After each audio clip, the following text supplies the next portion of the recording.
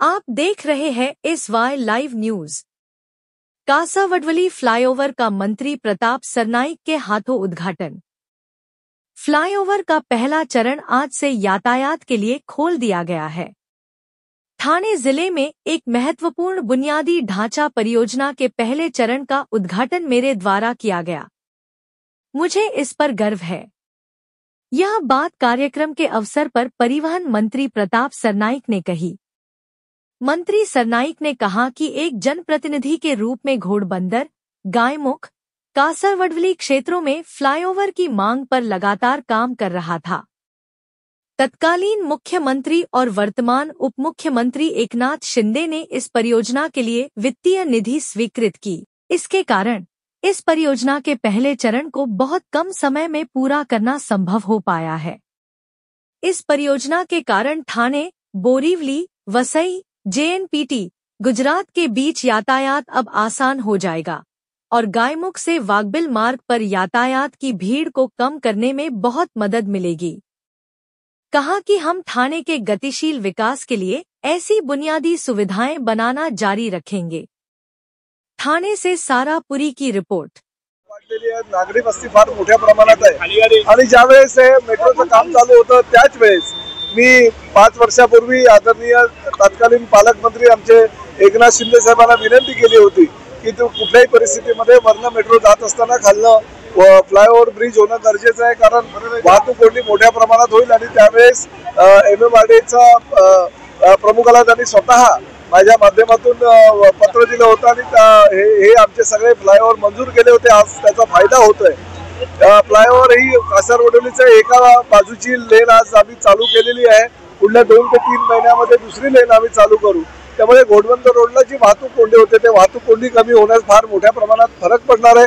आणि त्याचबरोबर जे सर्व्हिस रोड आम्ही ह्या घोडबंदर रोडला जॉईन करून घेतोय ते सर्व्हिस रोड जॉईन केल्यामुळे वाहतूक कोंडी जवळजवळ 90% ही ह्या घोडबंदर रोडची कमी होणार असल्याने मेट्रोचा मार्ग सुद्धा आता जवळजवळ निश्चित झालेला आहे। मेट्रो ही लवकरात लवकर साधारण 6 ते 8 महिन्यामध्ये धावेल अशी आम्ही MMRDAच्या माध्यमातून सगळ्या अधिकाऱ्यांना इन्स्ट्रक्शन दिलेले आहेत। परंतु हा ब्रिज मात्र घोडबंदर वासियांसाठी अतिशय चांगल्या प्रकारचा ब्रिज होईल, जेणेकरून वाहतूक कोंडी टाळता येईल। दयनीय दिशा झालेली आहे रस्त्याची सर्व्हिस MMRDAच्या अधिकाऱ्यांना त्याचबरोबर महापालिकेच्या अधिकाऱ्यांना आम्ही इन्स्ट्रक्शन दिलेले आहेत, कारण पूर्वी हा PWDचा रस्ता होता, परंतु आता महापालिकेकडे हस्तांतरित करण्याची प्रक्रिया चालू आहे। 2 खाती जी वेगवेगळी असल्या कारणाने त्यांच्यामध्ये समन्वय नव्हता, परंतु एकनाथ शिंदे साहेबांनी आणि मी स्वतः सुद्धा महापालिका आयुक्तांना इन्स्ट्रक्शन दिलेले आहेत की कुठल्याही प्रकारे हे खड्डे लवकरात लवकर बुजवा, कारण योग्य वाटत नाही। दर पावसाळा आला की खड्डे होत राहतात आणि आपण बुजवत राहतो, असं होता कामा नये। हा फ्लायओव्हर झाल्यानंतर आणि मेट्रोचं काम पूर्ण झाल्यानंतर उर्वरित जो घोडबंदरचा रस्ता आहे तो काँक्रिटीकरणाचा प्रस्ताव सुद्धा घेण्याचा आम्ही विचाराधीन आमच्या आहे आणि निश्चितपणे तो सुद्धा काँक्रीटचा झाल्यानंतर खड्ड्याचं विघ्न जे दरवर्षी येते ते येणार नाही। तर मेट्रोच्या खाली हा ब्रिज बनत आहे, त्यामुळे डावीकडचा बनला आहे, उजवीकडचा बाकी आहे, त्यामुळे येणाऱ्या काळात मेट्रो हे ब्रिज असे येणाऱ्या किती लक्षवेधी असणार नाही। बरोबर आहे, शेवटी हा घोडबंदर अतिशय विकसित होत असलेला हा रस्ता आहे आणि आजूबाजूला मोठमोठे रहिवासी कॉम्प्लेक्स येत आहेत, कमर्शियल कॉम्प्लेक्स येतात, त्यामुळे ह्या रस्त्याला फार महत्त्व प्राप्त झालेलं आहे। तसेच वसई विरार असू द्या, दहिसर असू द्या किंवा मीरा भाईंदर असू द्या, ह्या शहरांना जोडणारा हा घोडबंदर रस्ता आहे।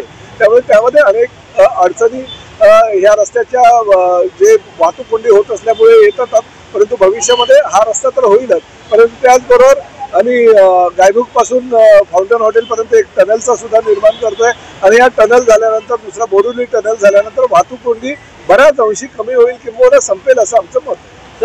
बघा, आता राजकारण तर या महापालिकेच्या निवडणुकीच्या पार्श्वभूमीवर रोजच चालू झालं। आता मीरा भाईंदरला एक मोर्चा होता, त्या मोर्चा मराठी जणांचा मोर्चा होता, त्या मोर्चाला सहकार्य करायला मी गेलो होतो। त्या ठिकाणी उभाटा आणि मनसेचे काही लोक होते, त्यांनी माझ्या विरोधामध्ये घोषणाबाजी केली। त्यामुळे कसं आहे की निवडणुकीच्या तोंडावर हे तर सगळं होतच राहणार, परंतु शेवटी एकनाथ शिंदे साहेब, देवेंद्र फडणवीस साहेब हा विकासाचा महामेरू त्यांनी आपल्या खांद्यावर घेतलेला आहे आणि विकासाच्या बाबतीत आज ते पुढे आहेत आणि त्या माध्यमातून आम्ही सगळे त्यांचे सहकारी म्हणून काम करतोय। त्यांना आंदोलनाशिवाय किंवा घोषणाबाजी करण्याशिवाय दुसरं काही येत नाही। मनसे असू द्या, उभाटा असू द्या, त्यांना भविष्यामध्ये सुद्धा महापालिकेच्या निवडणुका झाल्यानंतर विरोधी पक्षाचे सदस्य म्हणून अशाच प्रकारची भूमिका त्यांना घ्यावी लागणार आहे। त्यांना मी